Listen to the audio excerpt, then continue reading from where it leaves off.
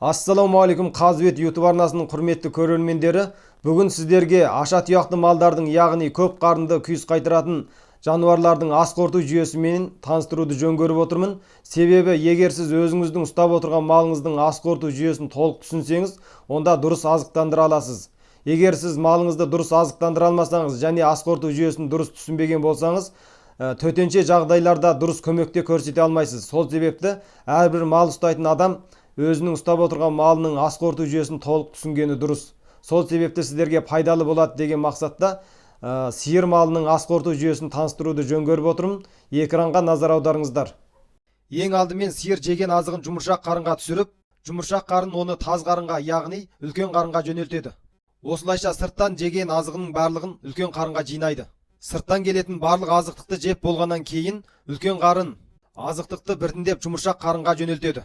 Жұмыршақ қарын қызыл өңештің көмегімен ауыз қуысына жөнелтеді. Ауыз қуысындағы азықтықты сиыр әбден шайнап ұсатқаннан кейін ұсатылған азықтардың барлығын жалбыршақ қарынға түсіреді. Ал жалбыршақ қарын болса, оны ұлтабарға жібереді. Ұлтабардан аш жекке түсіп, аш жек оны бүйенге жібереді.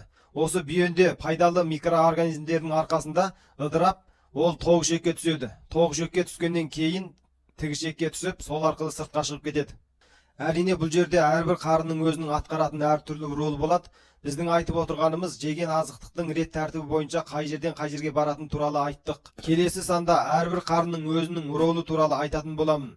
Қазбет YouTube арнасы сіздермен тек қазақ тілінде мал шаруашылығы және мал дәрігерлігіне қатысты құнды ақпараттарды күнделікті бөлісіп отырады. Қазақ тілді YouTube арнаға жазылып, лайк басып, достарыңызбен бөлісіп, қолдап қоюды ұмытпаңыз.